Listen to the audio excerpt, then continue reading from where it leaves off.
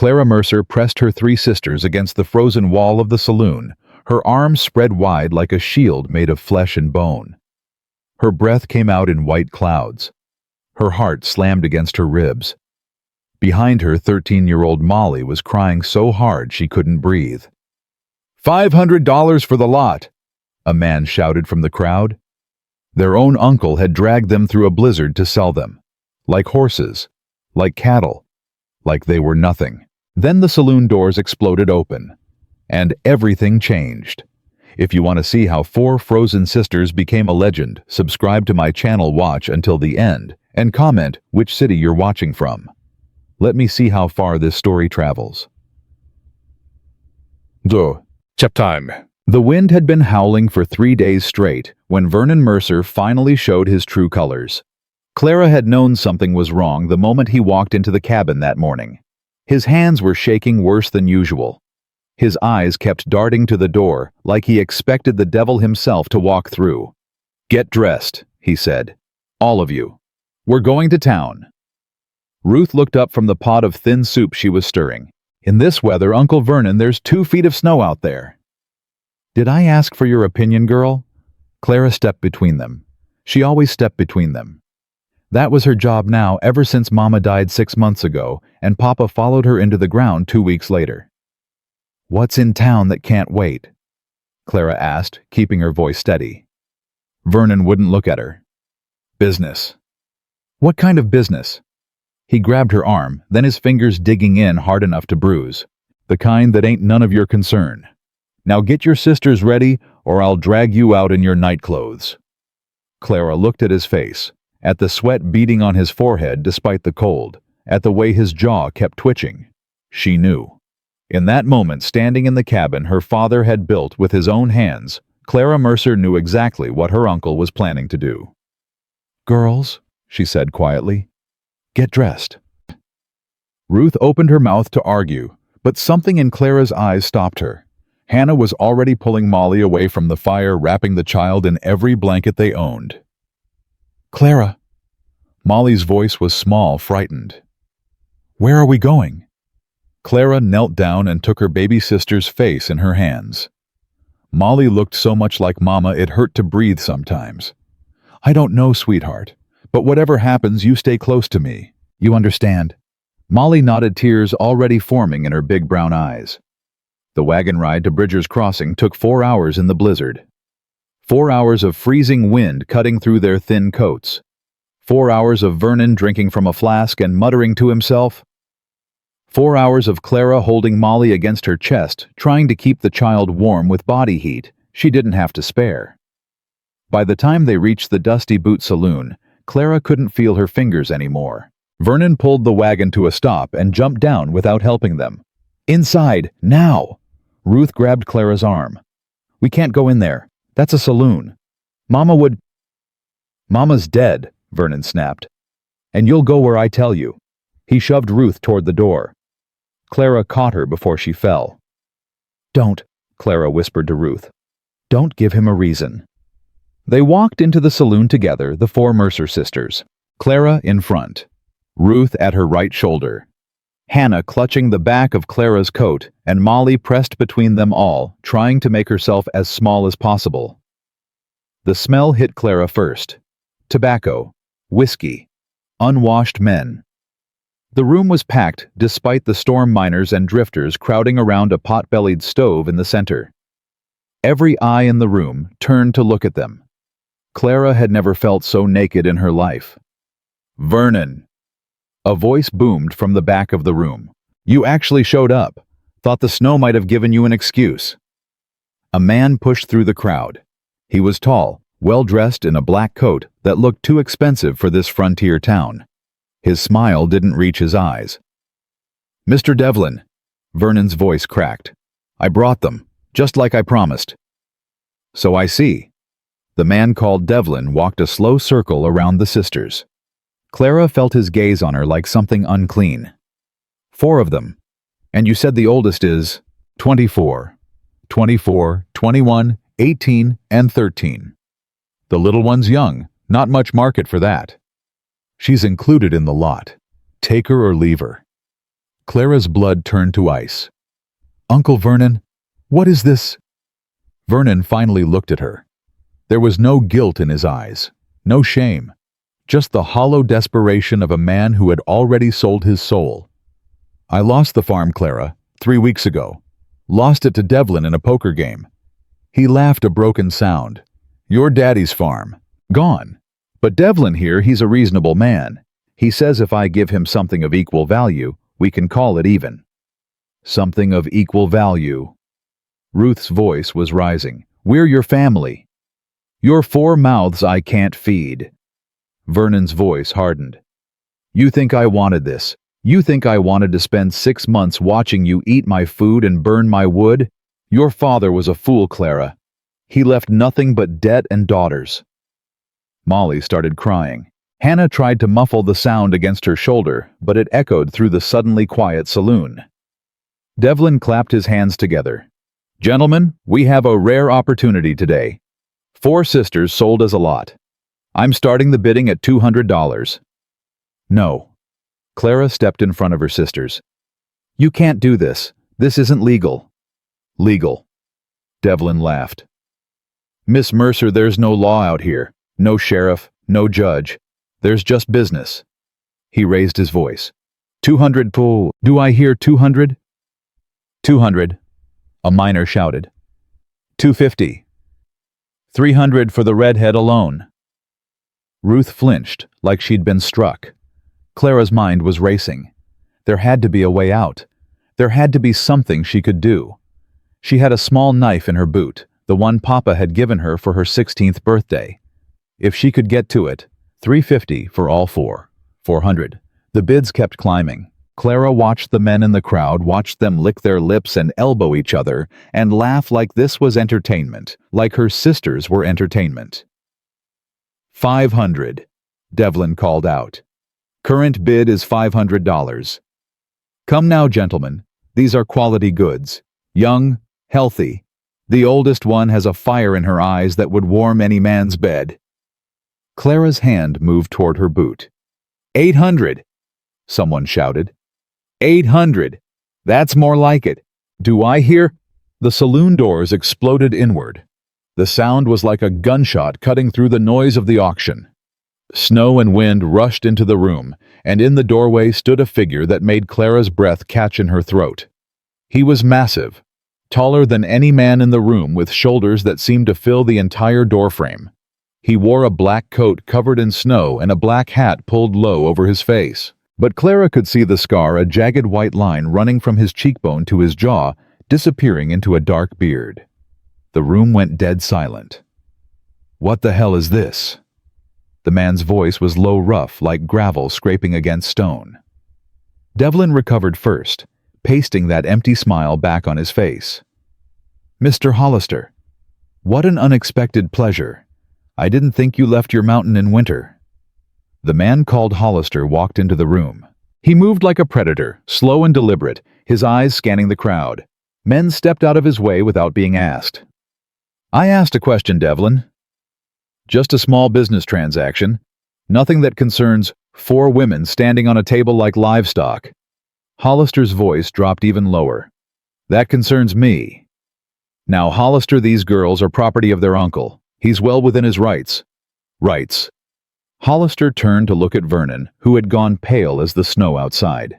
You're their blood." Vernon swallowed hard. Yes, they're my brother's children, but I can't afford to."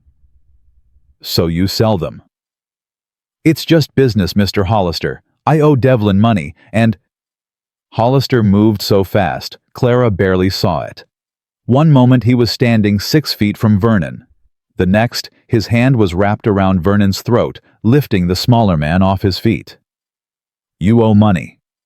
Hollister's voice was terrifyingly calm. "So you sell children." Vernon made a choking sound. His feet kicked uselessly in the air. "Mr. Hollister?" Devlin's voice had lost some of its smoothness. "Put him down. This is a legitimate transaction. You have no right." Hollister dropped Vernon like a sack of flour. The man crumpled to the ground, gasping. "How much?" Hollister asked. Devlin blinked. I'm sorry? The debt. How much? $2,000. Clara watched something pass across Hollister's face. It might have been anger. It might have been something else entirely. And the current bid for the girls, $800. Hollister reached into his coat. Several men in the crowd went for their guns, but he didn't pull a weapon. Instead, he pulled out a leather pouch, heavy and clinking.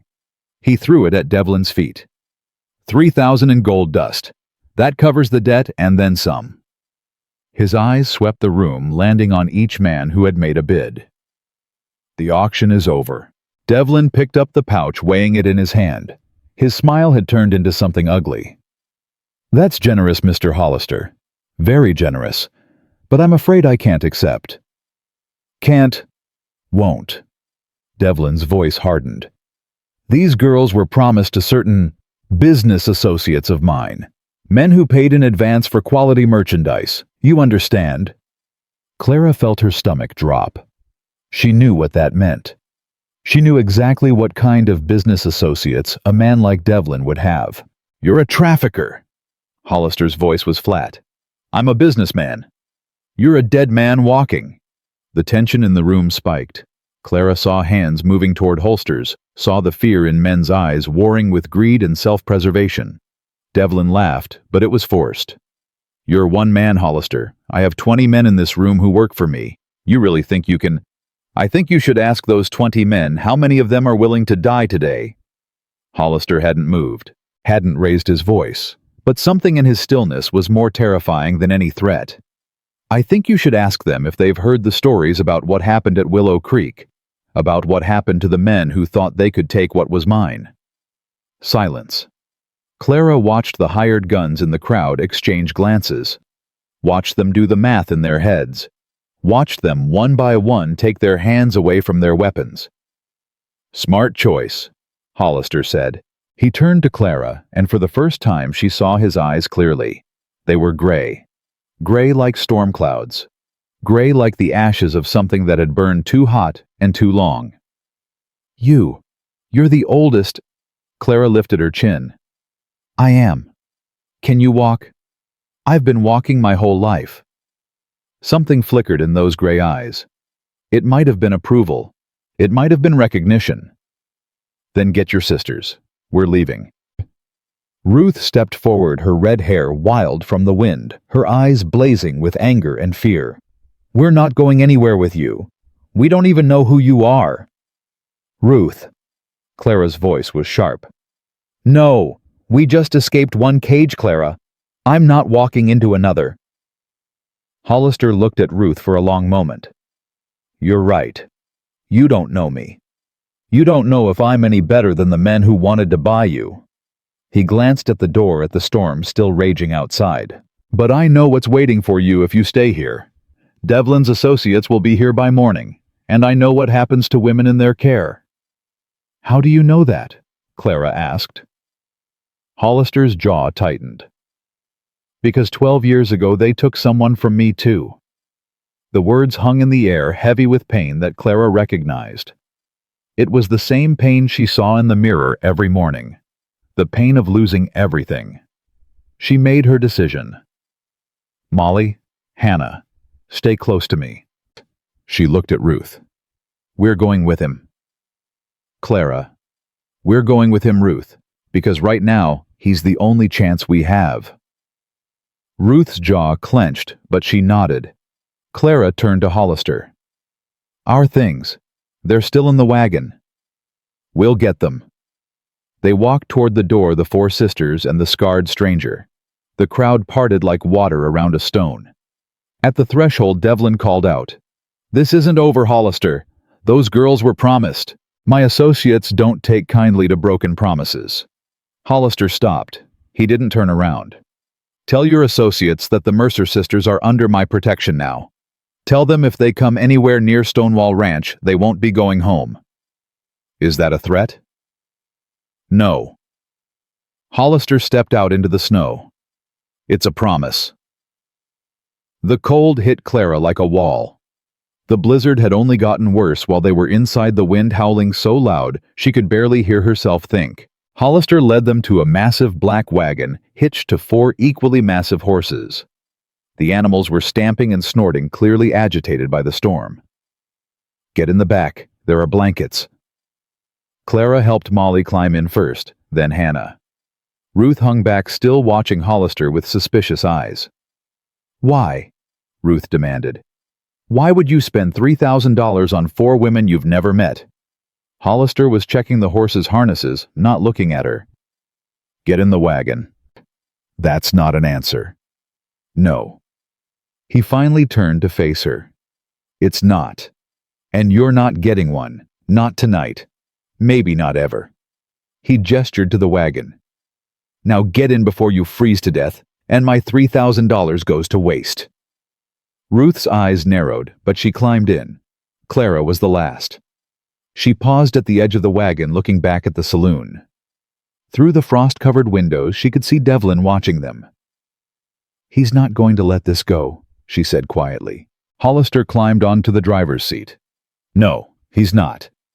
"Then why do it? Why make an enemy like that for women you don't know?" Hollister gathered the reins in his hands. For a moment, Clara thought he wouldn't answer. "Because 12 years ago, I walked past a saloon just like that one. Heard sounds from inside that no man should ignore. And I kept walking." His voice was raw, scraped clean of any emotion. "I told myself it wasn't my business. Told myself there was nothing I could do." He turned to look at Clara, and she saw the ghosts in his eyes. "I was wrong. I won't be wrong again." He snapped the reins, and the wagon lurched forward into the storm. Clara climbed into the back and pulled the canvas closed against the wind. Her sisters were huddled together under a pile of heavy blankets, their faces pale in the dim light. Molly reached for her immediately. "Clara, what's going to happen to us?" Clara pulled her baby sister close. "I don't know, sweetheart.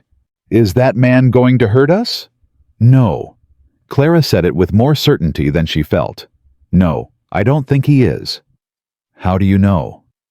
Clara thought about Hollister's eyes, about the pain she'd seen in them, about the way his voice had cracked when he talked about walking past that saloon 12 years ago.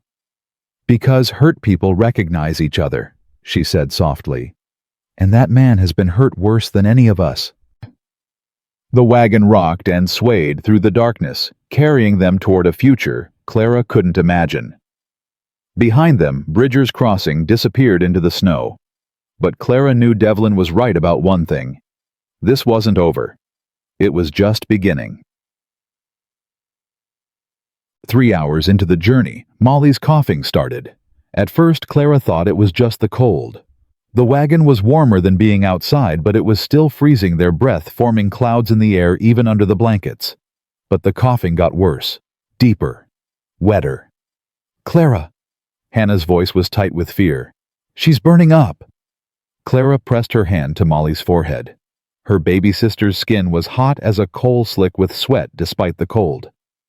"Mr. Hollister?" Clara's voice cut through the sound of the storm.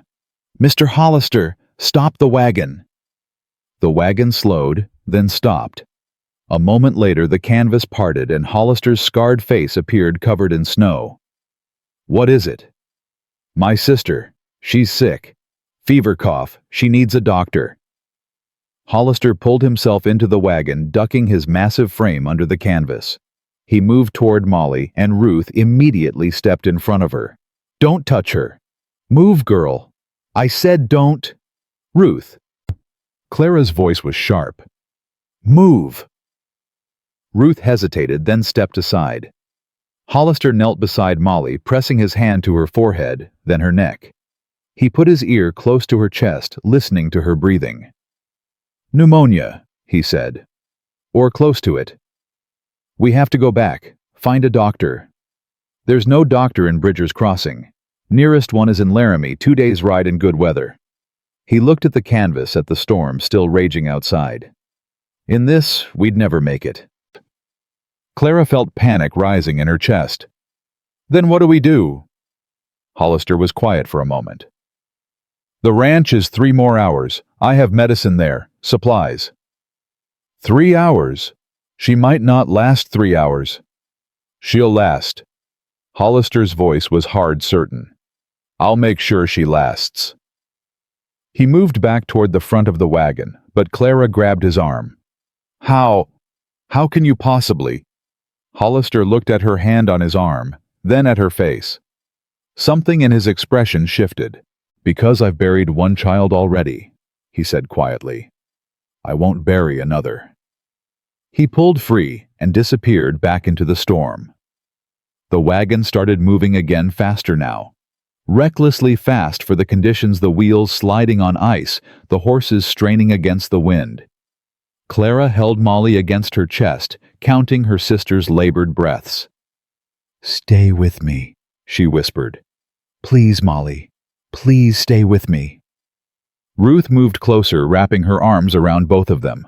Hannah pressed against Clara's back, her tears hot against Clara's neck.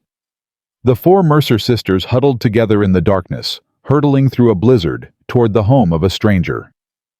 And Clara prayed to a God she wasn't sure she believed in anymore. The ranch appeared out of the storm like a ghost. Clara saw it through a gap in the canvas, a massive structure of stone and timber rising from the white void. It was built against a cliff face, protected from the worst of the wind, with walls that looked thick enough to stop a cannonball. Hollister pulled the wagon into a covered stable and was out of his seat before the horses had fully stopped. Bring her inside, now! Clara lifted Molly in her arms. Her baby sister was so light, too light, her body burning against Clara's chest. Hollister led them through a heavy wooden door into the main house. The warmth hit Clara like a physical force, making her gasp. Fireplaces were burning at both ends of a massive great room, filling the space with heat and light. This way. He took them down a hallway to a bedroom. It was simple, sparse, with a heavy wooden bed and thick quilts. Hollister pulled back the covers. Put her here. Clara laid Molly down gently, pulling the quilts up to her chin. Her sister's eyes were closed, her breath coming in shallow, rattling gasps. Hollister moved to a cabinet and began pulling out bottles and cloths. I need hot water. Kitchen is down the hall to the left. Ruth didn't move. What are you going to do? Save her life if you let me. How do we know you're not going to? Ruth. Clara's voice cracked. Please. Just, please. Ruth looked at Molly, at her pale face and blue-tinged lips. Then she turned and ran toward the kitchen. Hannah had collapsed into a chair by the door, exhausted beyond words. Clara stood at the bedside watching Hollister prepare his medicines with hands that were surprisingly gentle. You've done this before, she said. Yes. Your child, the one you mentioned. Hollister's hands stilled for just a moment. Her name was Grace. She would have been about your youngest sister's age. What happened? Fire. The word was flat dead. Raiders burned our homestead 12 years ago. My wife and daughter were inside. Clara felt her heart clench. I'm sorry. Don't be. I didn't tell you so you'd pity me. He looked up at her, those gray eyes burning. I told you so you'd understand. I know what it's like to lose family. I won't let you feel that pain tonight. Ruth returned with hot water, and Hollister went to work. He mixed herbs into poultices, bathed Molly's face with cool cloths, spooned medicine between her cracked lips. Hours passed. The storm raged outside. The fire crackled and popped. Clara never left the bedside. She held Molly's hand and talked to her. Talked about their parents, about the farm, about the summer days when they used to pick wildflowers in the meadow. Remember the meadow, Molly? Remember how the flowers were so thick you couldn't see the ground? You used to make me crowns out of daisies. You said I was the queen of the meadow and you were my princess. Molly's breathing slowly steadied. Her fever slowly dropped. Near dawn, Hollister sat back in his chair. His face was gray with exhaustion, but something had changed in his expression. She'll live, he said. Clara let out a sound that was half sob, half laugh. You're sure? The fever's breaking. Her breathing's clearing. He stood, his joints cracking. She'll need rest. Weeks of it. but she'll live." Clara couldn't stop the tears. They ran down her face, hot and relentless. "Thank you," she whispered. "Thank you, Mr. Hollister." Hollister walked toward the door. He paused with his hand on the frame. "Ezra," he said without turning around. "What?" "My name. It's Ezra." He glanced back at her, and for just a moment the ice in his eyes seemed to crack. "You and your sisters are safe here, Miss Mercer. I give you my word." Then he was gone. Clara looked at Molly's sleeping face, peaceful now, the color slowly returning to her cheeks. She looked at Hannah asleep in the chair by the door. She listened to Ruth moving around in the next room, too stubborn to rest, but too tired to fight anymore. They were alive. They were safe. But as Clara stared into the fire, she couldn't shake the feeling that this was only the beginning. Devlin wouldn't give up. Their uncle had sold them, but they weren't truly bought. Not yet. And somewhere out there in the storm and the darkness, enemies were gathering. Clara tightened her grip on Molly's hand. "I'll protect you," she whispered to her sleeping sisters. "All of you. I don't know how yet, but I'll find a way." She stayed awake until the sun rose, watching over her family, planning for a war she knew was coming. The first week at Stonewall Ranch passed in a blur of exhaustion and uneasy silence. Clara barely left Molly's bedside. She slept in a chair, woke every few hours to check her sister's breathing, and spooned broth between Molly's lips whenever the child was conscious enough to swallow. Ezra Hollister was a ghost in his own house. Clara heard him leave before dawn each morning, the heavy thud of his boots on the wooden floor, the creak of the front door, then nothing. He returned after dark, ate his meals alone in the kitchen, and disappeared into the west wing of the house. He had given them 3 bedrooms on the east side. He had stocked the pantry with enough food to last months. He had saved Molly's life. And he had not spoken more than 10 words to any of them since that first night. "He's hiding something," Ruth said on the 7th morning, slamming a pot onto the stove hard enough to make Hannah flinch. "Nobody spends $3,000 on strangers and then avoids them like plague victims." Clara was standing at the window watching the snow that had finally stopped falling. The world outside was blindingly white, the drifts piled high against the stone walls of the ranch. Maybe he just wants to be left alone. Then why bring us here at all? Why not dump us in some boarding house in Laramie and wash his hands of us? Because he's not that kind of man. Ruth laughed bitterly. "And what kind of man is he, Clara? We've been here a week, and I couldn't tell you the first thing about him except that he's big, he's scarred, and he looks at us like we're ghosts." Hannah spoke up quietly from her corner, where she was sketching in a small notebook she'd found in one of the bedrooms. "Maybe we remind him of someone." Both sisters turned to look at her. "What do you mean?" Clara asked. "His daughter, Grace." Hannah didn't look up from her drawing. "He said she would have been Molly's age. Maybe that's why he can't look at us. Maybe we remind him of everything he lost." Ruth opened her mouth to argue, then closed it. She turned back to the stove, stirring the oatmeal with more force than necessary. "That doesn't make it easier," she muttered. "Living with a man who can't stand the sight of us." "No," Clara agreed quietly. "It doesn't." The bedroom door creaked open and Molly appeared in the doorway. She was pale thin, wrapped in a quilt 3 sizes too big for her, but she was standing on her own 2 feet. "Molly," Clara rushed to her side. "You should be in bed." "I've been in bed for a week. I'm tired of being in bed." Molly's voice was hoarse but determined. "I want to see the house. I want to see where we are." "You're still recovering." "Please, Clara."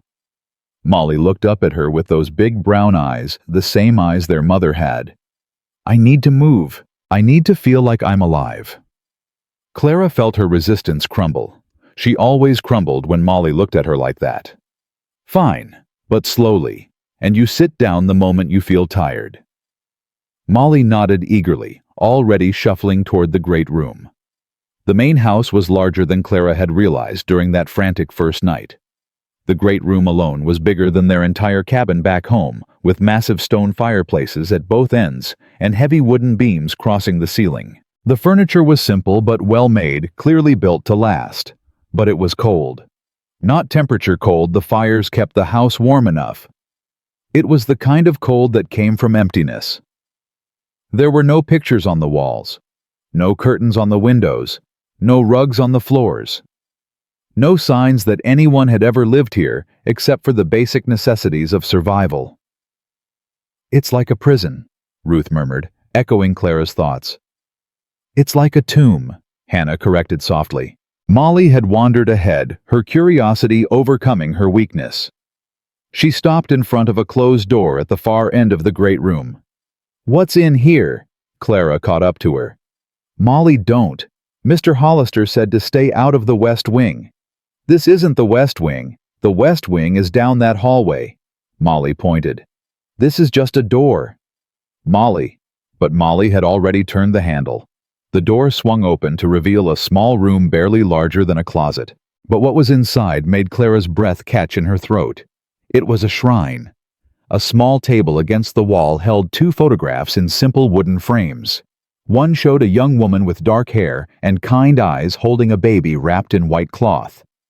The other showed a little girl, maybe 5 or 6 years old, standing in a field of wildflowers with a gap-toothed smile. In front of the photographs were 2 candles burned down to stubs and a small vase holding dried flowers that had long since turned to dust. "Clara." Molly's voice was barely a whisper.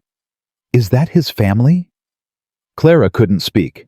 She was staring at the little girl in the photograph, at her dark hair and her joyful smile, and the way she held her arms out like she was trying to embrace the whole world.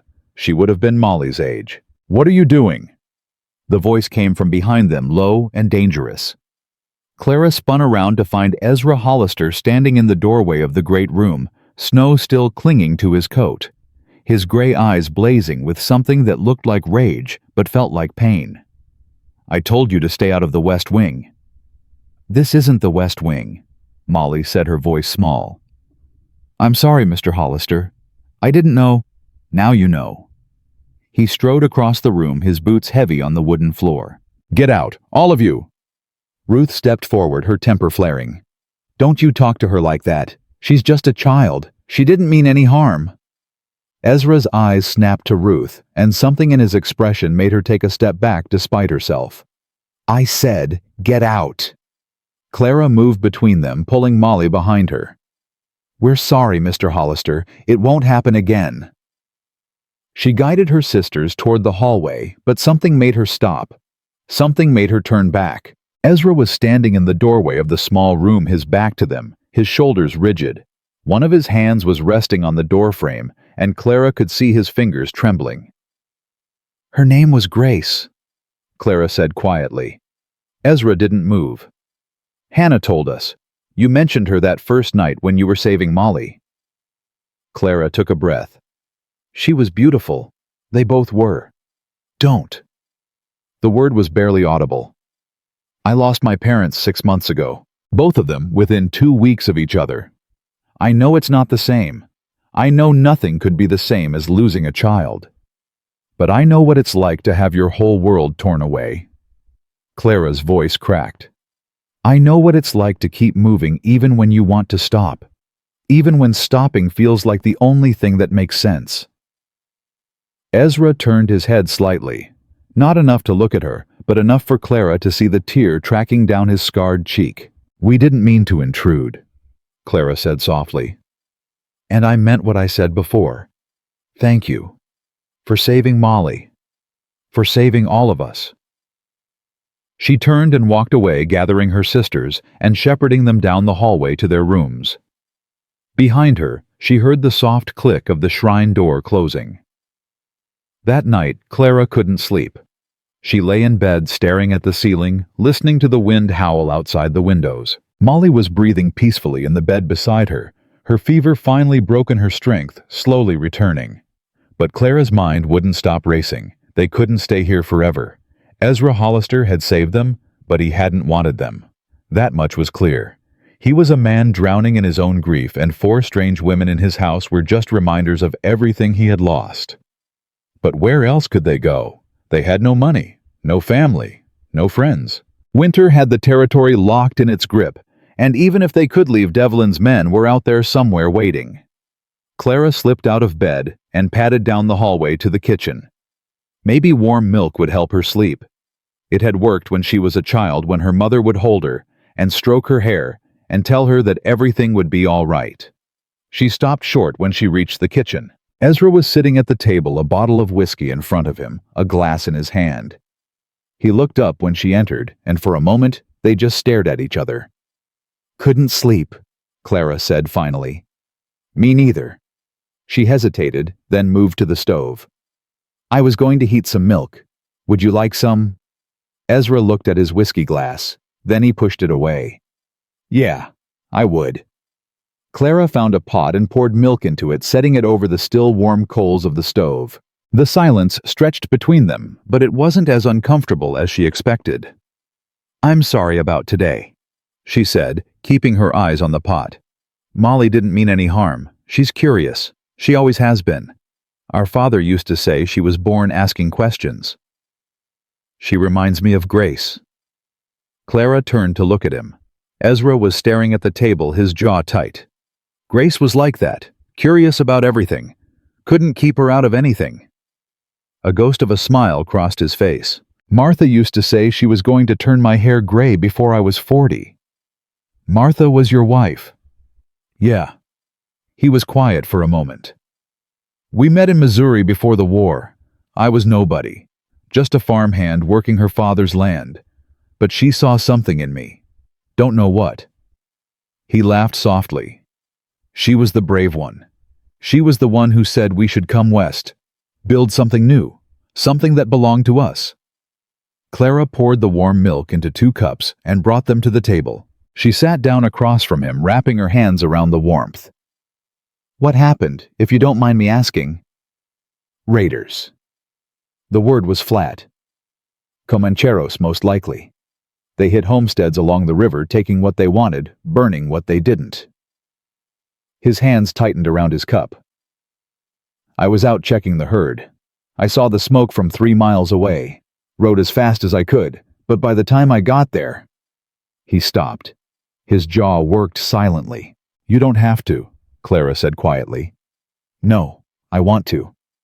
He looked up at her and his eyes were raw. "I've never told anyone. Not the whole story. I built this ranch. I built these walls. And I've spent 12 years trying to keep the world out. But you were right what you said earlier. About keeping moving even when you want to stop." He took a breath. "I found them in what was left of the house. Martha was by the back door. She was trying to get Grace out. She almost made it." "But..." His voice cracked. "Grace was in her arms. She looked like she was sleeping. Just sleeping. But she wasn't." Clara reached across the table and placed her hand on his. Ezra stared at her hand like he didn't understand what it was, like he had forgotten what human touch felt like.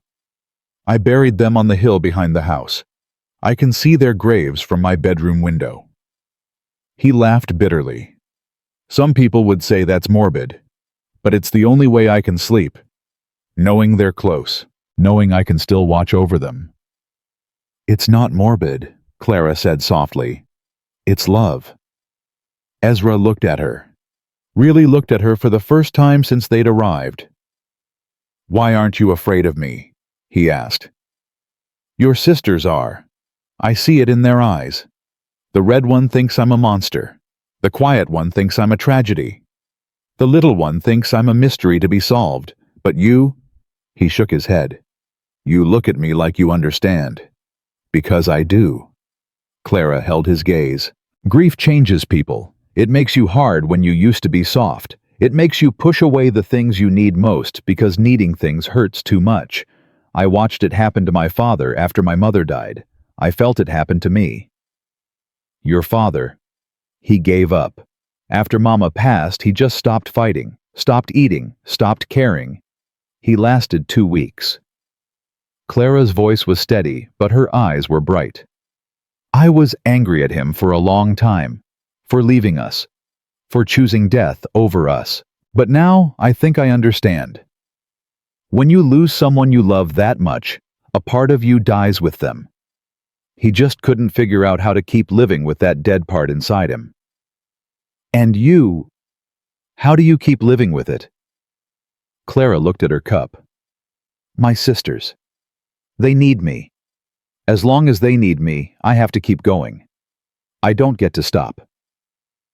Ezra was quiet for a long moment. You're stronger than you know, Clara Mercer. She smiled sadly. I'm not strong. I'm just too stubborn to quit. Same thing in my experience. They sat in silence, drinking their milk, watching the embers glow in the stove. When Clara finally rose to go back to bed, Ezra spoke again. I'm not good at this, having people around. I've been alone a long time. I know. I might not ever be good at it. That's all right. He looked up at her, and something in his expression had shifted. The walls were still there, but there was a crack in them now. A small crack letting in just a sliver of light. Your sisters are safe here, for as long as you need. I want you to know that. Clara nodded. Thank you, Ezra. It was the first time she had used his name. He didn't flinch. The days began to settle into a rhythm after that.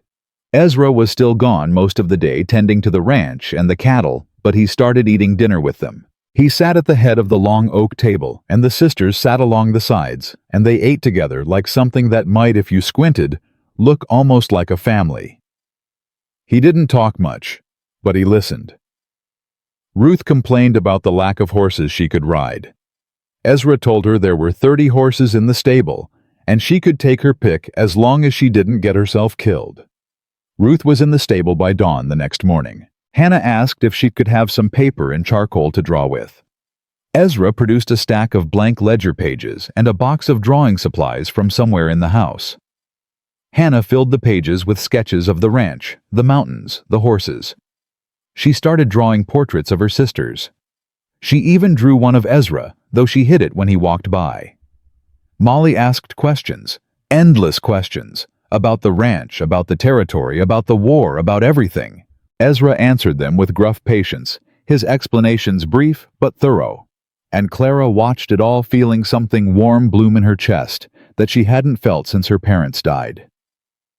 Hope. It was a dangerous feeling, she knew. Hope could be crushed. Hope could be betrayed. But she couldn't stop it from growing.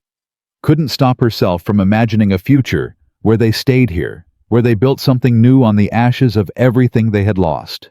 2 weeks after their arrival, the snow finally began to melt. Clara was in the kitchen kneading bread dough when Ezra came through the front door in the middle of the afternoon. That alone was unusual. He never came back before dark. Clara. She looked up. His face was grim. What is it? Rider coming up the valley. Coming fast. He moved to the gun cabinet by the door and pulled out a rifle. Get your sisters. Stay in the back bedrooms. Don't come out until I tell you. Clara's blood ran cold. Is it Devlin? Don't know yet, but I'm not taking chances. He checked the rifle, then grabbed a second one and held it out to her. You know how to use this. My father taught me. Good. Anyone comes through that bedroom door who isn't me, you shoot them. He looked her in the eye. You understand, don't hesitate. Don't warn them. Just shoot. Clara took the rifle. Her hands were steady. I understand. She gathered her sisters and herded them into the back bedroom. Molly was pale but quiet. Hannah was shaking. Ruth grabbed the fireplace poker and held it like a weapon. What's happening? Ruth demanded. Someone's coming. Clara positioned herself by the door, the rifle ready. It might be nothing, but stay quiet, stay down, and stay away from the windows. They waited. Clara could hear her own heartbeat in her ears. She could hear Molly's shallow breathing, Hannah's muffled whimpers, Ruth's angry pacing. Then she heard voices from the front of the house. Ezra's low rumble and another voice, familiar somehow. The bedroom door opened. Clara raised the rifle. Easy. Ezra held up his hands. It's all right. He's not here to hurt you. Behind him stood a man Clara had never seen before. He was older, maybe 70, with a weathered face and kind eyes. He was leaning heavily on a cane. Ladies. The old man tipped his hat. "Name's Charles Goodnight. I'm a friend of Ezra's. Well, close as anyone gets to being his friend." Clara slowly lowered the rifle. "Mr. Goodnight, Ezra mentioned you."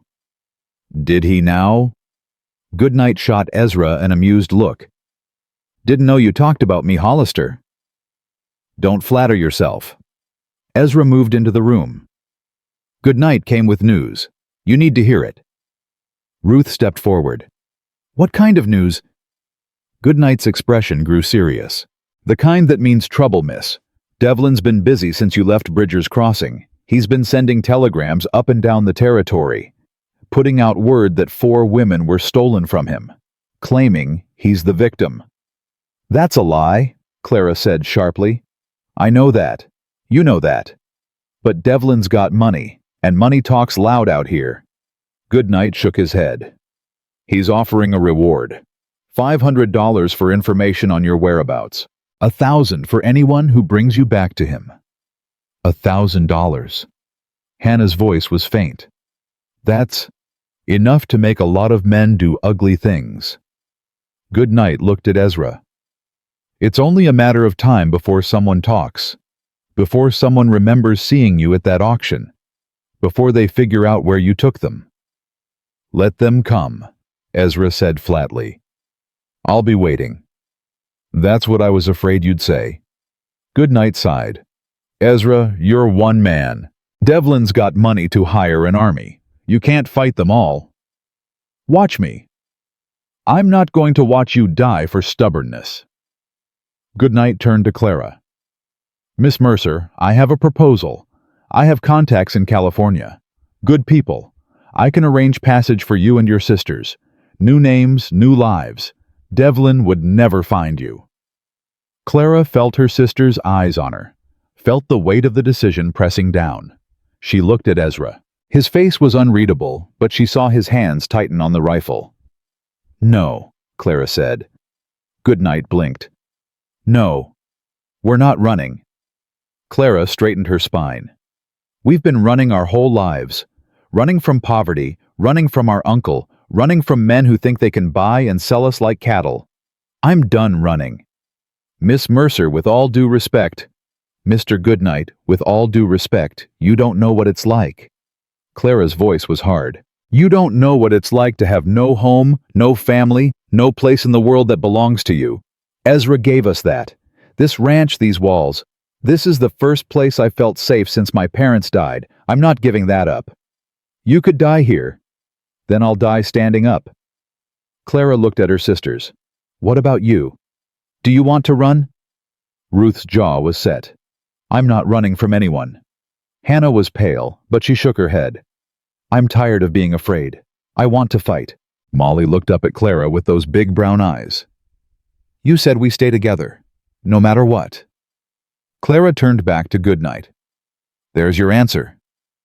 Goodnight stared at her for a long moment. Then he laughed a dry, surprised sound. "Well, I'll be damned." He looked at Ezra. "Where'd you find these women?" "In a saloon in Bridger's Crossing."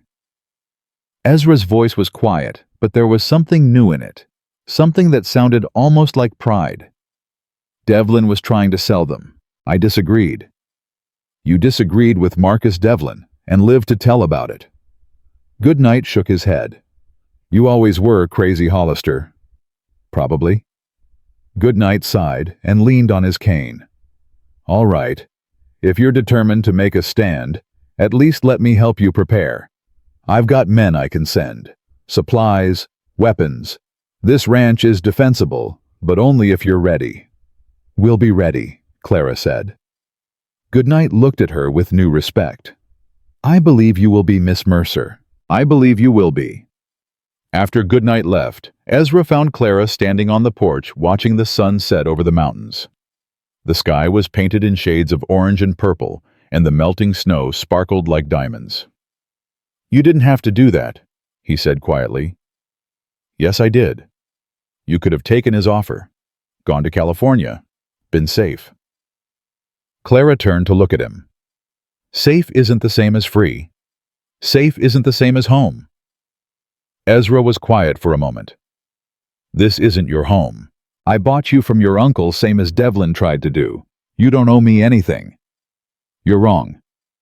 Clara stepped closer to him. Devlin wanted to buy us so he could destroy us. You bought us so you could save us. That's not the same thing, and you know it. I didn't do it to be a hero. I know. You did it because you couldn't stand by and watch it happen again. Because you've spent 12 years punishing yourself for the family you couldn't save, and you saw a chance to save someone else. Clara held his gaze. You're not a monster, Ezra Hollister. You're not a devil. You're just a man who lost everything and forgot how to hope. Ezra's jaw tightened. Hope is dangerous. So is love. So is living. Everything good is dangerous. Clara reached out and touched his arm the same way she had that night in the kitchen. But that's not a reason to stop. Ezra looked at her hand, looked at her face. Something in his eyes shifted like ice cracking on a spring river. You should go inside, he said roughly. It's getting cold. Come with me. He hesitated. Then slowly he nodded. They walked back into the house together, and for the first time in 12 years, Ezra Hollister didn't feel completely alone. But neither of them saw the figure on the distant ridge, watching the ranch through a spyglass. Neither of them saw the man lower the glass and turn his horse back toward Bridger's Crossing. And neither of them knew that their time was running out. 3 days after Goodnight's visit, the first shot was fired. Clara was in the kitchen with Hannah teaching her younger sister how to make their mother's biscuit recipe when the crack of a rifle echoed across the valley. Both women froze, flour dusting their hands, their eyes meeting in sudden terror. Get down! Ezra's voice roared from somewhere outside. Clara grabbed Hannah and pulled her to the floor just as the kitchen window exploded inward. Glass rained down on them, glittering shards catching the morning light as they fell. Stay here, Clara commanded. Don't move. She crawled across the floor to the gun cabinet, ignoring the glass cutting into her palms. Her fingers found the rifle Ezra had given her, and she checked the chamber with hands that refused to shake. Another shot. Then another. The sound of horsemen shouting. Clara! Ruth's voice came from the hallway. Clara, where are you? Kitchen, stay low. Ruth appeared in the doorway, crouched against the wall, the fireplace poker still clutched in her hand. Her red hair was wild, her eyes wilder. Where's Molly? Back bedroom. I told her to hide under the bed and not come out no matter what. Good. Clara moved toward the window, staying below the sill. She raised her head just enough to see outside. There were at least a dozen men spread across the ridge overlooking the ranch. They had taken cover behind rocks and trees, their rifles trained on the house. In the center of the line, sitting astride a black horse, like he was posing for a portrait, was Marcus Devlin. Even from this distance, Clara could see his smile. Miss Mercer. Devlin's voice carried across the valley, smooth and confident. I believe you have something that belongs to me. Clara's grip tightened on the rifle. I'm going to make you an offer, Devlin continued. Come out now, all four of you, and I'll let Hollister live. You have my word, but if you make me come in there and get you. He paused, letting the threat hang in the air. Well, let's just say I won't be as generous.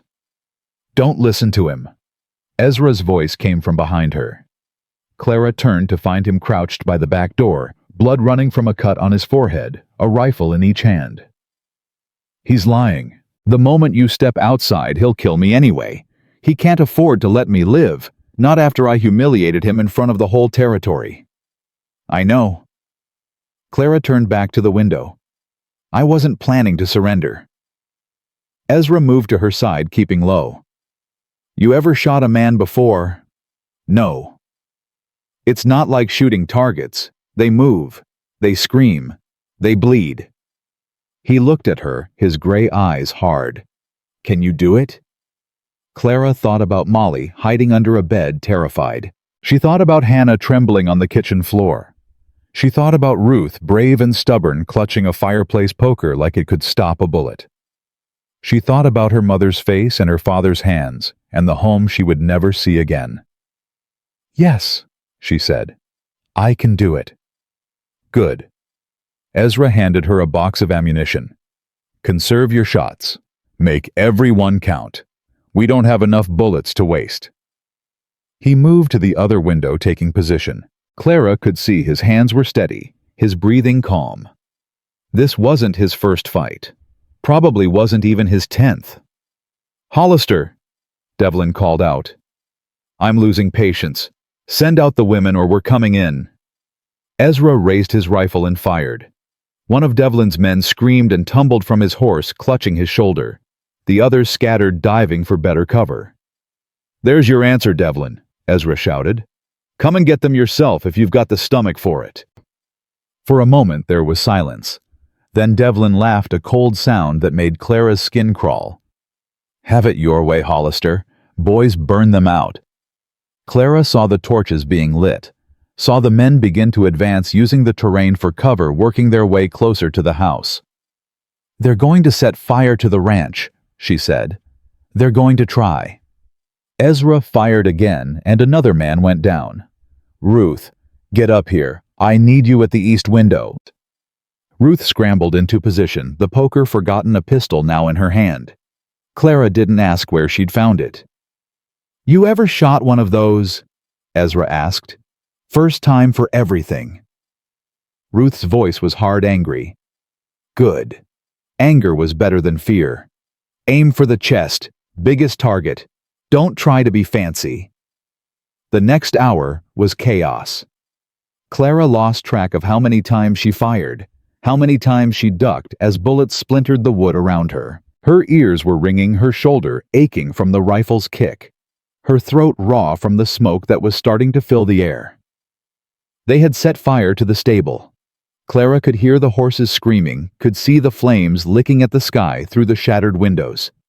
The heat was growing, the smoke thickening. We have to get out.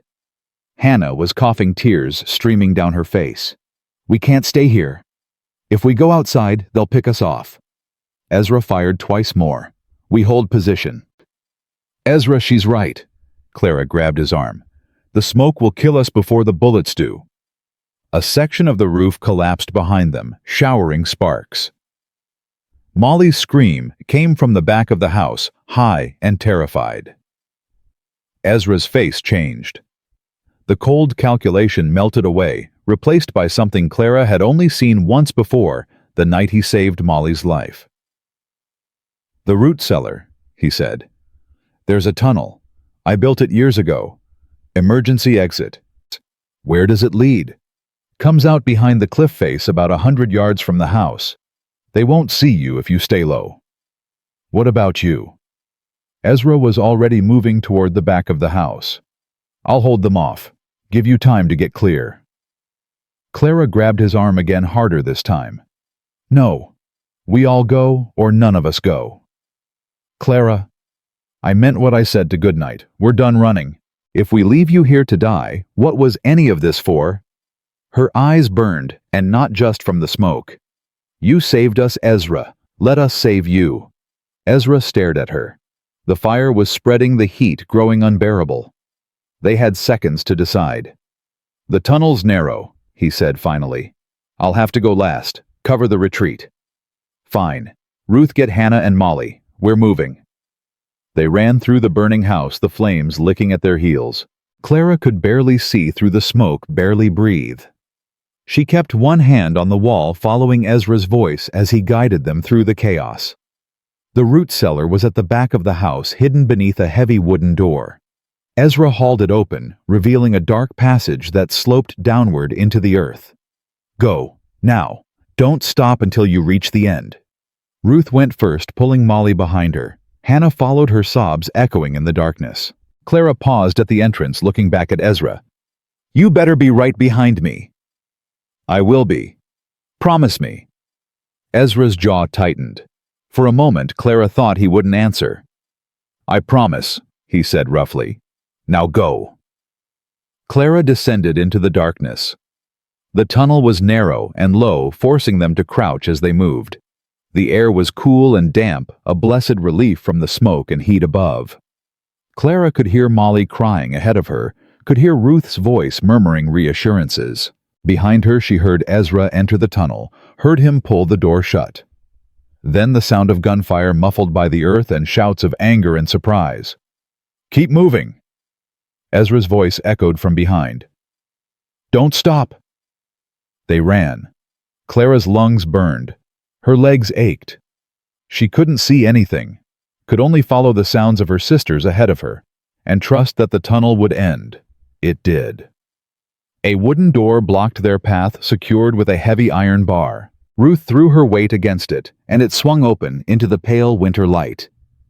They emerged behind the cliff face, just as Ezra had said. The ranch was out of sight, hidden by the rock, but Clara could see the smoke rising into the sky, could hear the distant crackle of flames. "Is everyone out?" Clara counted heads. Ruth, Hannah, Molly.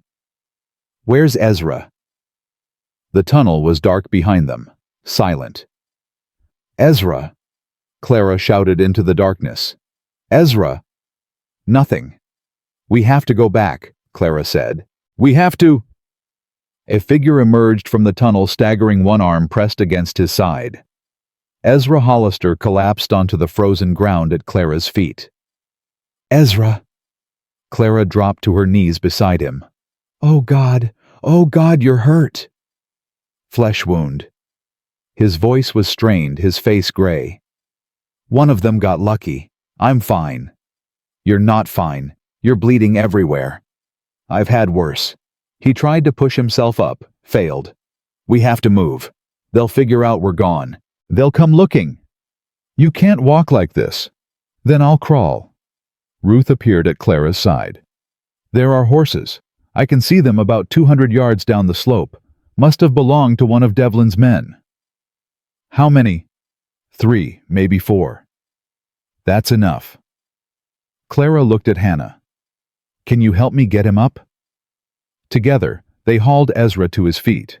He groaned, his weight nearly pulling Clara down, but she gritted her teeth and held on. "Molly, stay close. Ruth, lead the way. Hannah, help me with Ezra." They moved down the slope, stumbling over rocks and ice, leaving a trail of blood in the snow. Clara kept waiting for the sound of pursuit for Devlin's men to appear on the ridge above them, but the sound never came. The horses were where Ruth had seen them, tied to a scrub pine, their breath steaming in the cold air. Devlin's men must have used them to circle around the ranch. They hadn't expected their prey to escape. "Get him on the horse," Clara ordered. "Ruth, you ride with him. Keep him upright." "Where are we going?" Hannah asked, her voice trembling. Clara looked at Ezra. His eyes were closed, his breathing shallow. "Ezra, wake up. Where do we go?" His eyes fluttered open. "Goodnight's ranch, 20 miles south. Follow the river." 20 miles? You'll never make it 20 miles. "I'll make it." His hand found hers, gripping with surprising strength. "I promised, didn't I?" They rode through the rest of the day and into the night. Clara kept them moving, pushing the horses as hard as she dared, watching the trail behind them for signs of pursuit. Ruth held Ezra upright in the saddle, talking to him constantly, keeping him awake. "You're not dying on me, Hollister. You hear me? I didn't come all this way just to watch you bleed out on a horse. Wouldn't dream of it." His voice was faint but steady. "You'd never let me hear the end of it." "Damn right I wouldn't." Molly rode with Clara, her small arms wrapped around her sister's waist, her face buried against Clara's back. She hadn't spoken since they left the tunnel. Clara could feel her trembling. "It's going to be all right, sweetheart," Clara murmured. "We're almost there." She didn't know if it was true. She didn't know anything anymore except that she had to keep moving, had to keep her family alive. The moon rose high and cold, casting silver light across the frozen landscape. Clara's hands were numb on the reins, her face raw from the wind. She couldn't feel her feet anymore, but she kept riding. Just before dawn, Ruth's voice cut through the darkness. "Lights. I see lights ahead." Clara raised her head. There, in the distance, flickering like fallen stars, were the windows of Charles Goodnight's ranch.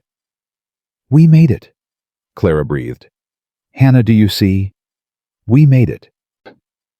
Hannah was crying again, but this time they were tears of relief. They rode into Goodnight's yard just as the sun crested the mountains. Ranch hands came running, alerted by the barking dogs. Goodnight himself appeared on the porch, his face creased with sleep and concern. "What in God's name?" He stopped when he saw Ezra slumped in the saddle. "Get him inside. Now. Someone fetch the doctor." They carried Ezra into the house, laid him on a bed. Clara stayed by his side as the doctor worked cleaning the wound, stitching the torn flesh, bandaging the damage.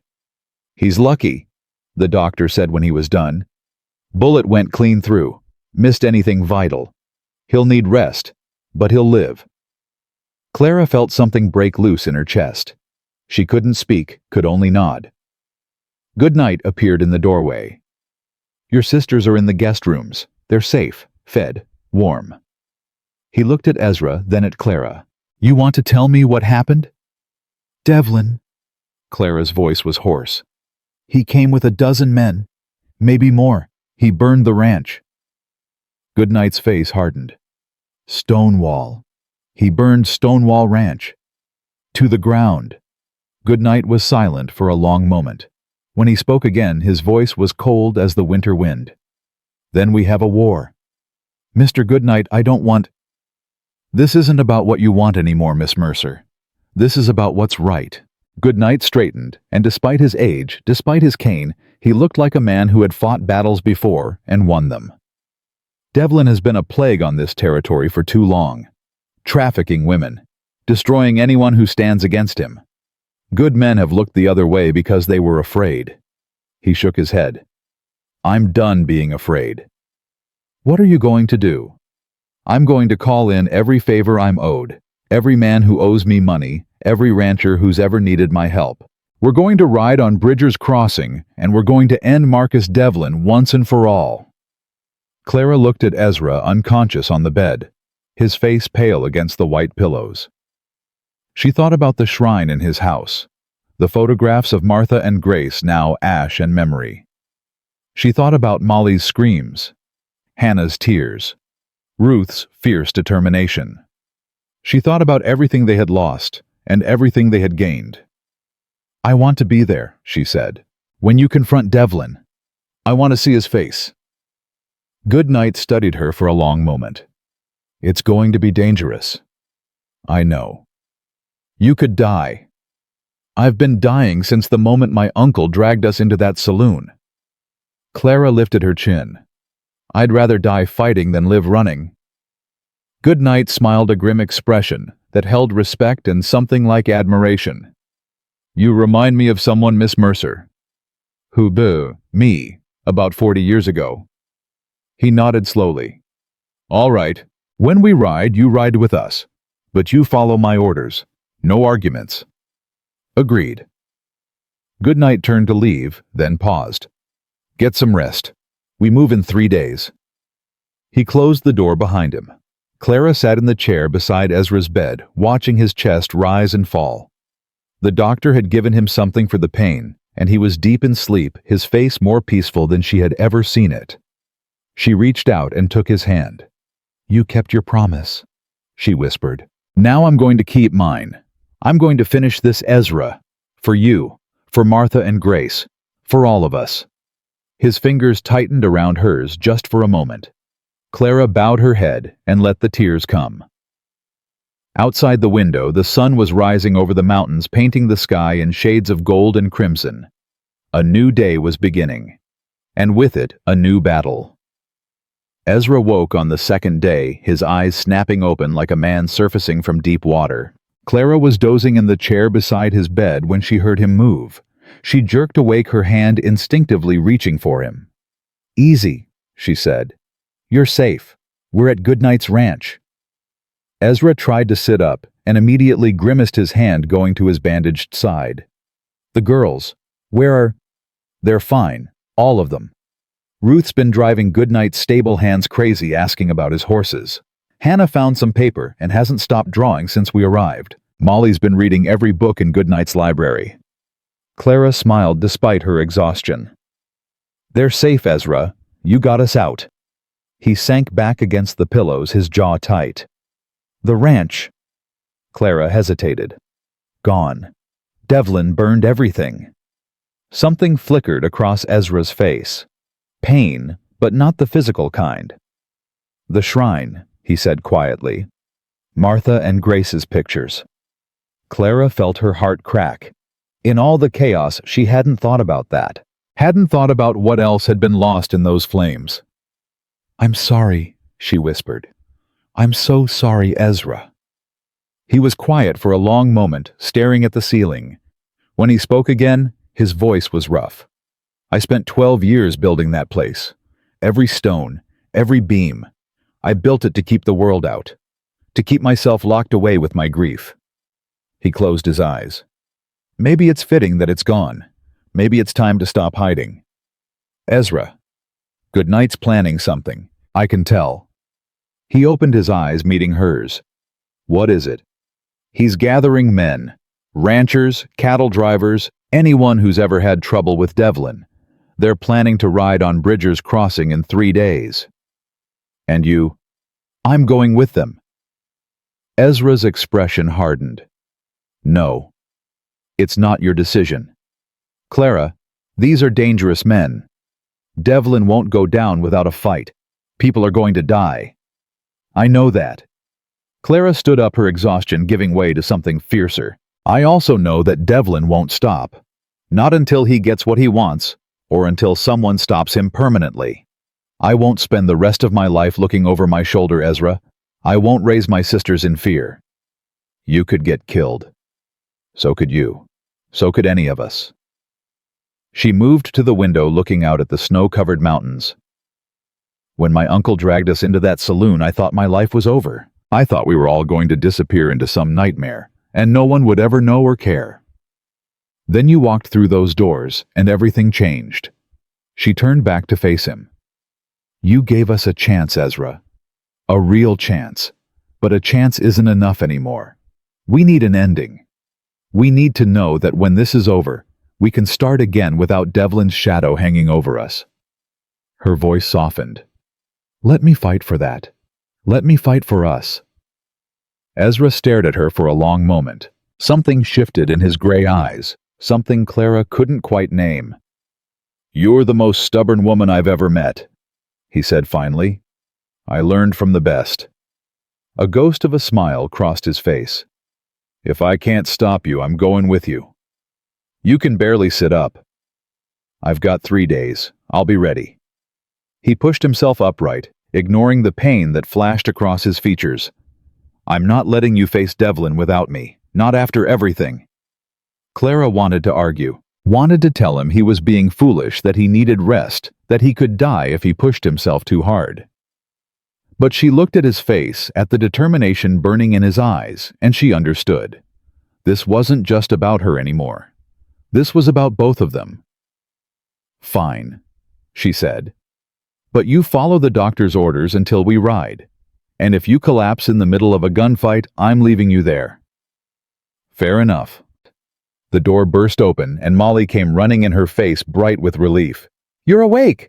She threw herself at the bed, wrapping her arms around Ezra before Clara could stop her. "I was so scared. Ruth said you were going to die, but I told her you were too stubborn to die, and I was right." Ezra went rigid for a moment, clearly unused to such displays of affection. Then slowly his arms came up to return the embrace. "Ruth was wrong," he said gruffly. "I'm not dying anytime soon. Promise." "Promise." Molly pulled back, her face serious. "Good, because Clara said we're going to build a new home when this is over, and I want you to help us build it." Ezra looked at Clara over Molly's head. His expression was unreadable. "Is that what Clara said?" Clara felt heat rise to her cheeks. "I might have mentioned something like that." Ezra turned back to Molly. "Well, if Clara said it, I suppose I'd better not argue." Molly beamed. "I knew you'd say yes." She bounced out of the room, already calling for her sisters to share the news. Ezra watched her go, something soft and painful in his eyes. "She's not afraid of me," he said quietly. "No, She's not. Why? Clara sat down on the edge of the bed. Because children see what adults refuse to see. They don't care about your scars, or your reputation, or the stories people tell. They only see the man who saved their lives. The man who sat by Molly's bed for 3 days when she was dying of fever. She reached out and took his hand.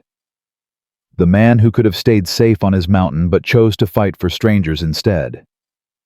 Ezra's fingers curled around hers. "They're not strangers," he said. "Not anymore." The 3 days passed faster than Clara expected. Goodnight's ranch became a staging ground for war. Men arrived from across the territory, hard-faced ranchers and weathered cowboys, all of them carrying weapons and grievances against Marcus Devlin. Clara learned that Devlin had been a plague on the region for years, trafficking women, running protection rackets, destroying anyone who opposed him. But until now, no one had been willing to stand against him. "Fear's a powerful thing," Goodnight told Clara on the second night as they stood watching the men prepare. "Makes cowards of good people. Makes them look the other way when they should be looking straight ahead." "What changed?" "You did. You and Hollister." Goodnight shook his head slowly. When word spread that someone had finally stood up to Devlin, that someone had burned rather than Bowett lit a fire in people. Gave them something they'd been missing. "What's that?" "Hope." Goodnight looked at her with those wise, weathered eyes. "Never underestimate what a little hope can do, Miss Mercer. It can move mountains, or tear them down." On the third morning they rode. Clara sat astride a bay mare wearing borrowed clothes and carrying a rifle Goodnight had given her. Ruth rode beside her, her red hair braided tight, her jaw set with determination. Hannah stayed behind with Molly, both of them watching from the porch of Goodnight's house as the column of riders headed toward Bridger's Crossing. Ezra rode at the front next to Goodnight. He was pale, his movements stiff, but he sat his horse like a man born to the saddle. When Clara had tried to argue with him one last time that morning, he had simply looked at her and said, "This ends today, one way or another." She hadn't argued after that.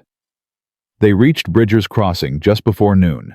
The town looked the same as Clara remembered it, a collection of wooden buildings huddled against the winter cold. But something was different now. The streets were empty. The windows were shuttered. The whole place felt like it was holding its breath. Goodnight raised his hand, and the column halted. "Devlin knows we're coming," he said. "He'll have men positioned all over town. This won't be easy." "Never expected it to be," Ezra replied. "What's the plan?" Clara asked. Goodnight pointed toward a large building at the end of the main street.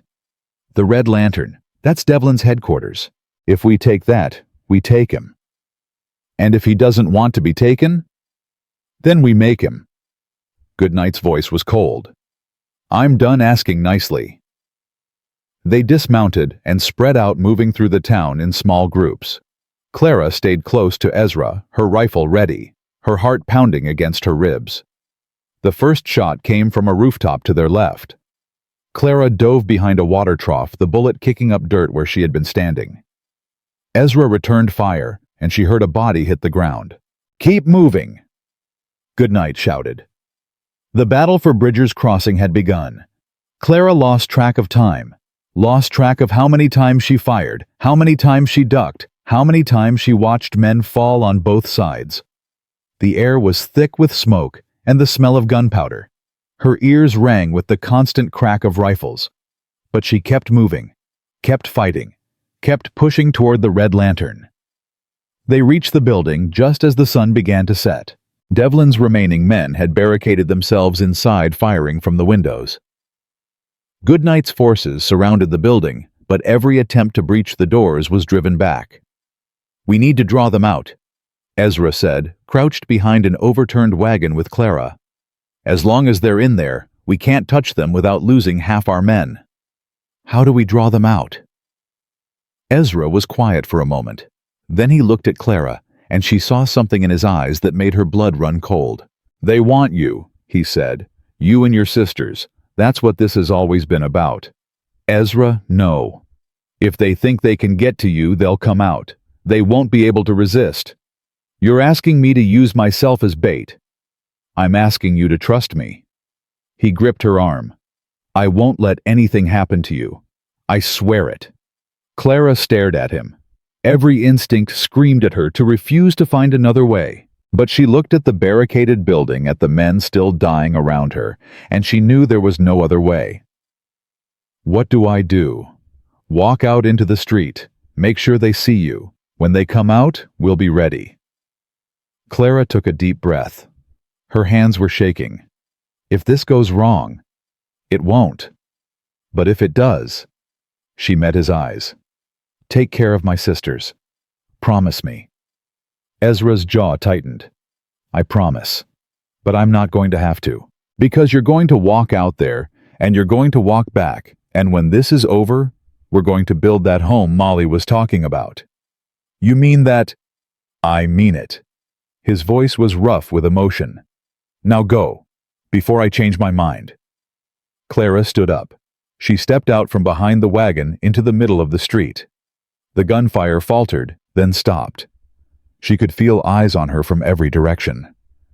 Devlin. Her voice carried across the silence. Marcus Devlin, I'm the one you want. Come out and face me. For a long moment, nothing happened. Then the doors of the Red Lantern swung open. Devlin walked out flanked by 4 men with guns drawn. His black coat was dusty, his face streaked with soot, but that cold smile was still in place. Miss Mercer. He spread his arms wide. How brave of you. How incredibly stupid.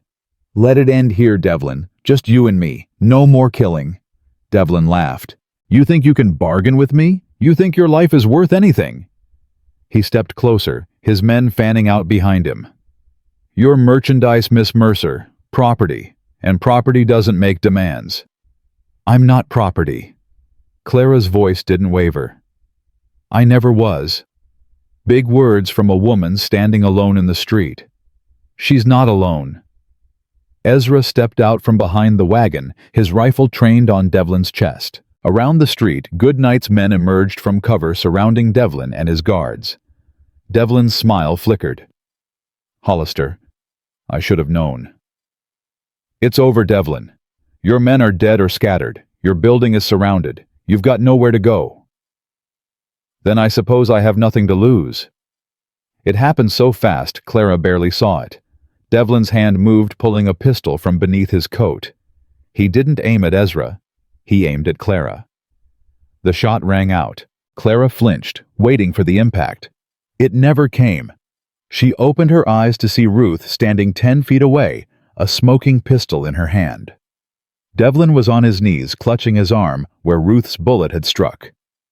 That's for trying to buy us like cattle, Ruth said, her voice shaking with rage.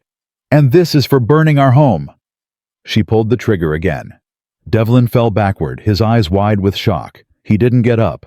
The street went silent. Ruth lowered the pistol, her whole body trembling. Clara ran to her, pulling her sister into a fierce embrace. Ruth, my God, Ruth! He was going to kill you. Ruth's voice was muffled against Clara's shoulder. I couldn't let him kill you. You saved my life. You saved mine first. Ruth pulled back, tears streaming down her face. In that saloon, you stood in front of us. You protected us. I'm just returning the favor. Ezra appeared at Clara's side. He looked at Ruth with something like wonder in his eyes. That was one hell of a shot. Ruth laughed a broken sound.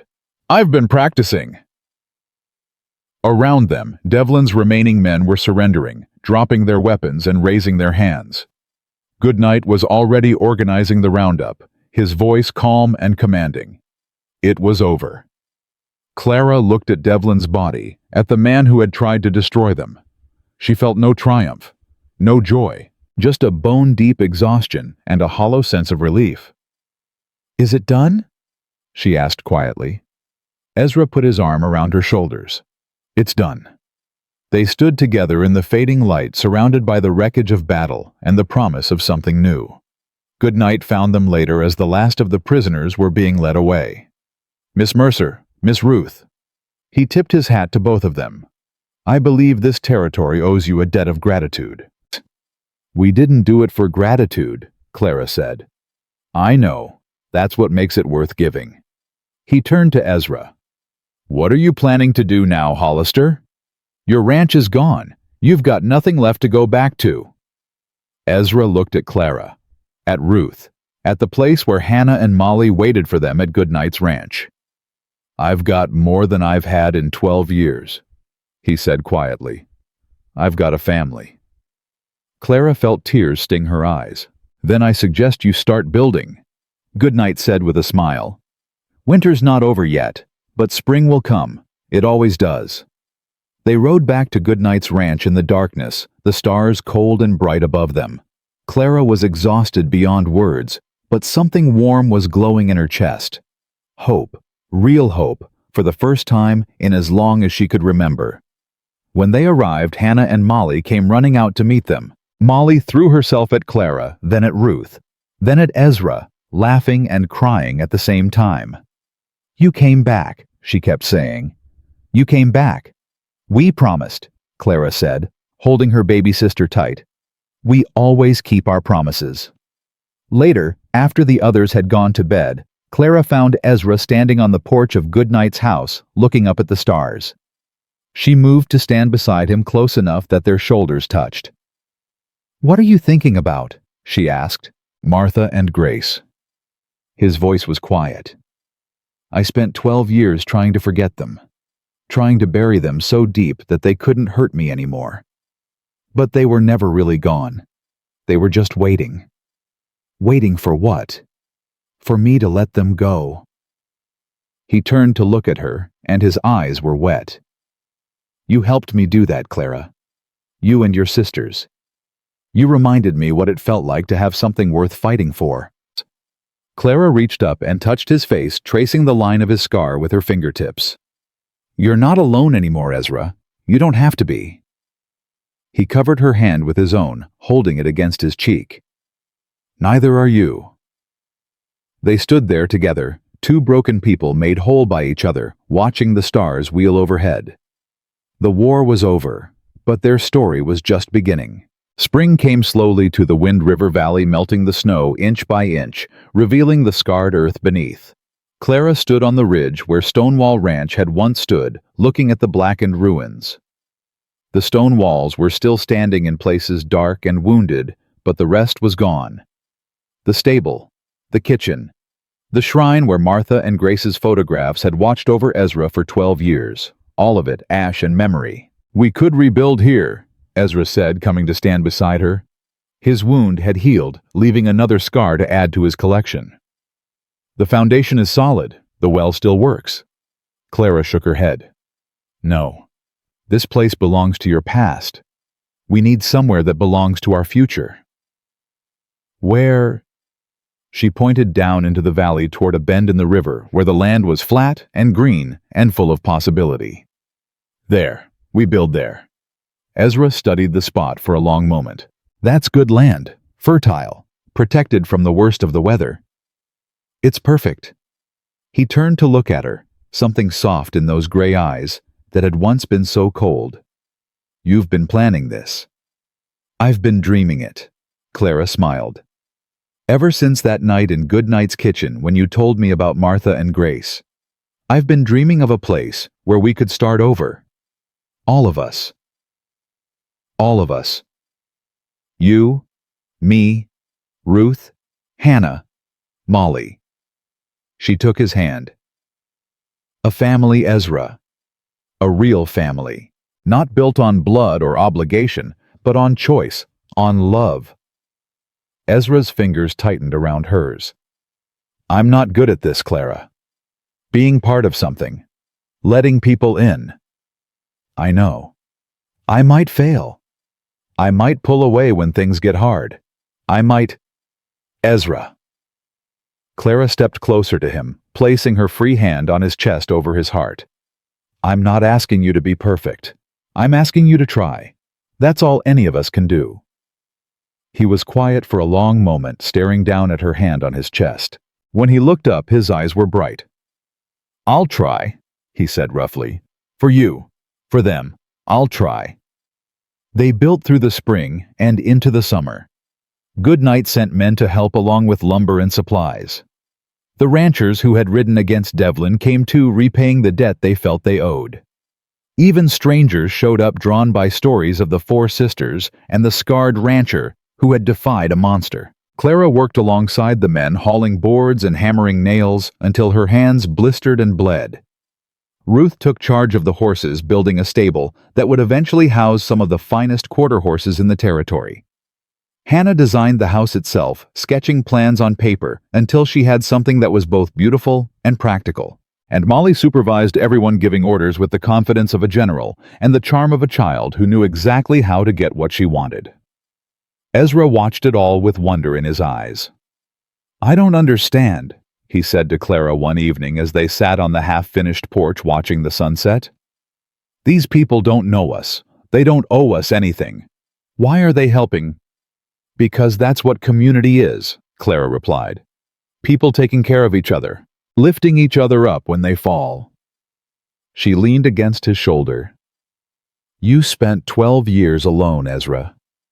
You forgot what it felt like to be part of something bigger than yourself." "I didn't forget. I chose to leave it behind." "Why?" He was quiet for a long moment. "Because I thought if I didn't need anyone, I couldn't lose anyone. If I stayed alone, I'd be safe from that kind of pain. And now I know I was wrong."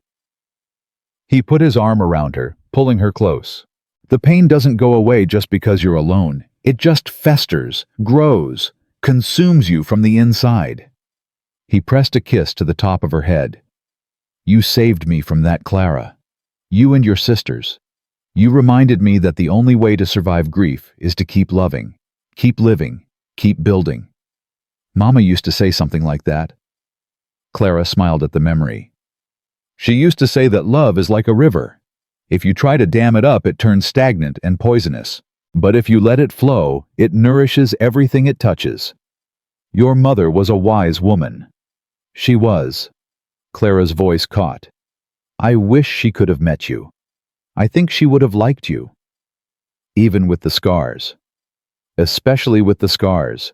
She always said that smooth-faced men couldn't be trusted. Too pretty. Not enough character." Ezra laughed, a real laugh, warm and surprised. It was a sound Clara had rarely heard from him, and she treasured it like gold. The house was finished in August. It wasn't as large as the original Stonewall Ranch, but it was solid and warm and full of light. Hannah had designed windows that faced east, catching the morning sun, and a wraparound porch that looked out over the river. Ruth's stable stood nearby, already home to half a dozen horses.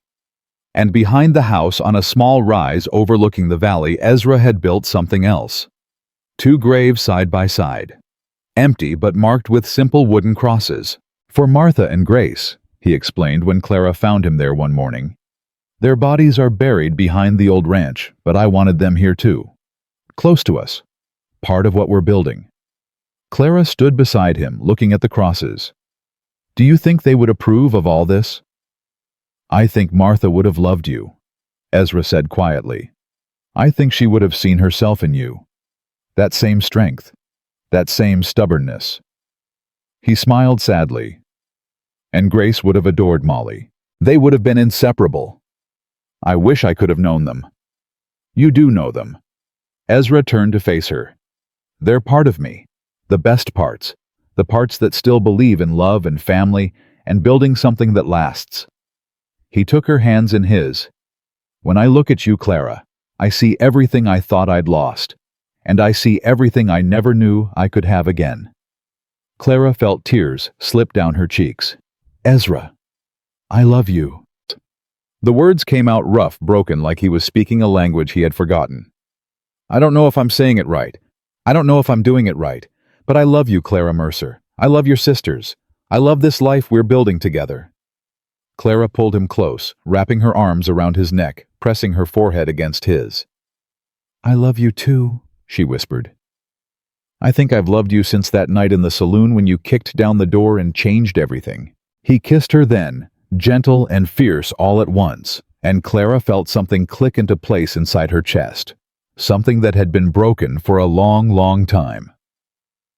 They were married in September, on the porch of the new house, with Goodnight officiating and half the territory looking on. Clara wore a dress that Hannah had made simple white cotton, with wildflowers woven into the hem. Ezra wore a clean shirt and his best hat, and he looked so uncomfortable that Clara almost laughed. "You look terrified," she whispered as he took her hand. "I am terrified," he whispered back. "There are 100 people watching us." You faced down Marcus Devlin without flinching. "Devlin was easy. He just wanted to kill me. These people want to see me smile." Clara did laugh, then a bright sound that echoed across the valley and made everyone turn to look. "Smile, Ezra," she said. "It won't kill you." He looked at her bright eyes and her joyful face, and something in his expression softened. "For you," he said. "I'll smile for you." And he did. The years passed like pages turning in a book. Ruth married a horse breeder named Thomas, a quiet man with gentle hands who looked at her like she hung the moon. They had 3 sons, wild boys who terrorized the ranch and worshipped their Uncle Ezra. Hannah moved to Chicago for a few years, studying art and making a name for herself with paintings of the frontier. But the city never felt like home, and eventually she came back opening a small gallery in the town that had grown up around the bend in the river. And Molly, the baby of the family, grew into a young woman with her mother's eyes and her father's stubborn streak. She devoured every book Ezra could find for her, then demanded more. When she announced at 17 that she wanted to be a doctor, Ezra sold 50 horses to pay for her education. "She's going to change the world," he told Clara the day they put Molly on the train to Boston. "I can feel it." "She already has," Clara replied, watching the train disappear into the distance. "She changed you." Ezra put his arm around her. "They all did. You all did." The town they built was called Mercer's Hope. It started small, just a general store and a church and a schoolhouse. But word spread about the rancher who had defied a monster, about the 4 sisters who had turned tragedy into triumph, and people came. Families looking for a fresh start. Women fleeing bad situations. Children who needed a chance. Clara welcomed them all. She established a fund to help widows and orphans using profits from the ranch that had grown into one of the largest operations in the territory. She built a library and stocked it with books from back east. She hired teachers and paid them twice what they could make anywhere else. And every year on the anniversary of the day, Ezra had bought them from that saloon. She hosted a celebration, a reminder of where they had come from and how far they had traveled. "You're building an empire," Goodnight told her during one of his visits years after the battle for Bridger's Crossing. "I didn't think it was possible, a woman running an operation this size." "Why not?" Clara asked. "Because I'm a woman." "Because you were sold for $500 in a frontier saloon." Goodnight shook his head in wonder. "And now you're worth more than half the men who bid on you that day." "I was never worth less than them," Clara said quietly. "I just hadn't had the chance to prove it yet." Ezra found her that night standing on the porch looking up at the stars. "Thinking about the old days?" he asked, coming to stand beside her. "Thinking about Mama, Papa, the farm?" She smiled sadly. "Sometimes I wonder what they would think if they could see all this. They'd be proud. Would they? I killed people, Ezra, or helped kill them. I watched my sister shoot a man. You survived." Ezra turned her to face him, his hands gentle on her shoulders. "You protected your family. You built something beautiful out of something terrible. That's nothing to be ashamed of." "I know. I just wish they could see it. I wish they could meet my children and Ruth's boys and—" Clara's voice broke. "They can see it." Ezra pulled her close. "They're watching. I believe that. Martha and Grace are watching too, all of them looking down, proud of what we've built." Clara buried her face against his chest. "When did you become such an optimist?" "When you taught me how." 20 years after that winter in the saloon, Ezra Hollister sat on the porch of the house Clara had designed, watching the sun set over the valley that bore her name. He was 73 years old. His hair was white. His joints ached with every change in weather, and the scar on his face had faded to a thin silver line. But his eyes were still sharp, still gray as storm clouds, still full of the fire that had never quite gone out. Clara sat beside him, her hand in his, her head on his shoulder. She was 62 now, and beautiful in a way that had nothing to do with youth. Her beauty came from strength, from wisdom, from a life lived fully and well. "Do you remember what you said to me that first night?" she asked softly. "I said a lot of things that first night. Most of them weren't very nice. You said we belonged to you. You said we would work on your ranch and earn our keep." Clara laughed. "You were terrifying." "I was scared. Of us. Of feeling again." Ezra squeezed her hand. "I had spent 12 years building walls around my heart, and then you walked into my life, and every single one of those walls came crashing down." "Good. Good." Clara lifted her head to look at him. "Those walls weren't protecting you, Ezra. They were killing you, slowly, from the inside." She touched his face, tracing the familiar lines. "I'm glad I knocked them down. So am I." They sat in comfortable silence, watching the colors fade from the sky. "I'm tired," Ezra said finally.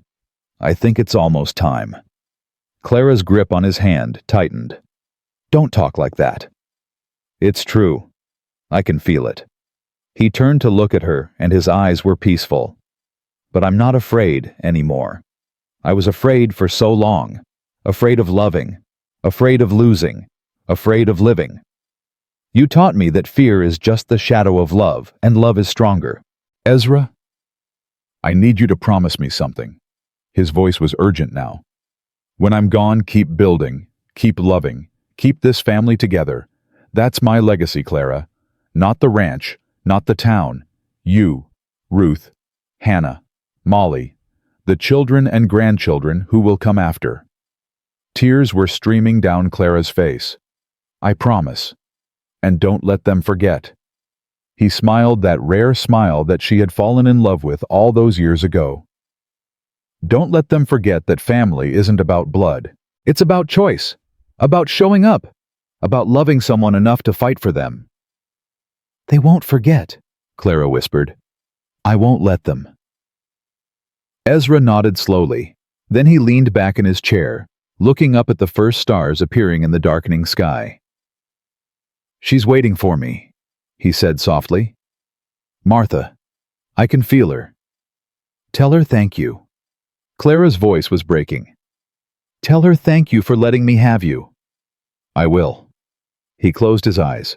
Clara held his hand until the end came quiet and peaceful, like a candle flame going out. They buried him on the hill behind the house next to the empty graves he had made for Martha and Grace. The whole territory came to pay their respects, hundreds of people whose lives had been touched by the angry rancher who had learned to love again. Clara stood at the graveside, her sisters beside her, her children and grandchildren surrounding her. "He saved us," she said to the gathered crowd. 20 years ago, he walked into a saloon and paid a fortune for 4 terrified girls. The world thought he was buying servants, or worse, but he was saving us, and in saving us, he saved himself. She looked at the simple wooden cross that marked his grave. Ezra Hollister was not a perfect man. He was stubborn and scarred and afraid of his own heart. But he was the bravest person I ever knew. Because true bravery isn't about fighting battles or facing enemies. It's about opening yourself up to love, knowing you might lose it all again. Clara placed a handful of wildflowers on the grave. "Rest now, my love. You've earned it. And when my time comes, I'll find you. We'll be together again. All of us. One family. Forever." The wind swept across the valley, carrying the scent of spring flowers and new growth. Mercer's Hope stood in the distance, bustling with life, a testament to what 4 sisters and 1 wounded man had built together. The statue came later.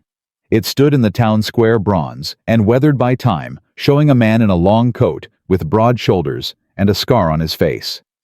At his feet sat 4 young women, their hands clasped together, their faces turned toward the future. The plaque at the base read simply, "He didn't just buy them, he set them free." Every year on the anniversary of that fateful auction, the townspeople gathered at the statue. They told the story of the Mercer sisters and Ezra Hollister. They remembered the fire and the battle and the love that had risen from the ashes. And every year 4 girls were chosen to place wreaths at the statue's feet. One year an old woman sat on a bench near the statue watching the ceremony. She was well past 90, her hair white as snow, her eyes still sharp and curious. A young man stopped to look at the statue. He read the plaque, then turned to the old woman. "Is it true?" he asked. "Everything they say about him."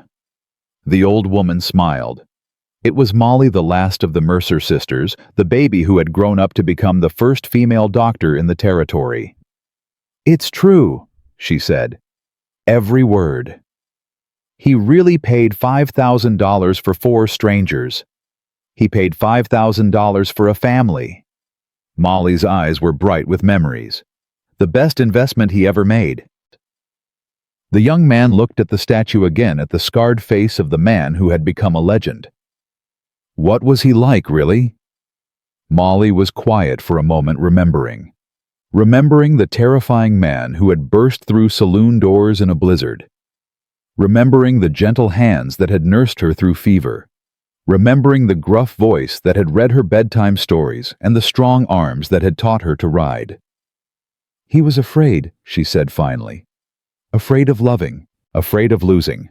But he did it anyway. He loved us anyway."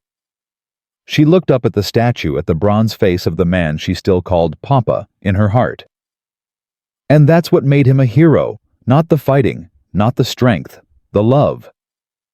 The young man nodded slowly, something shifting in his eyes. "Thank you, ma'am." "For what?" "For reminding me that it's never too late." He tipped his hat and walked away. Molly watched him go, smiling. Then she stood slowly, her old bones creaking. She walked to the statue and placed her hand on the bronze boot. "They still remember," she whispered. "After all these years, they still remember." The wind blew through the square, rustling the leaves of the cottonwood trees, carrying the sound of children laughing and horses neighing, and life continuing, as it always had, as it always would. Because Ezra Hollister had not just saved 4 sisters on that frozen winter night. He had planted a seed, and that seed had grown into a forest. Blood doesn't make a family. Love does, and love once planted never dies.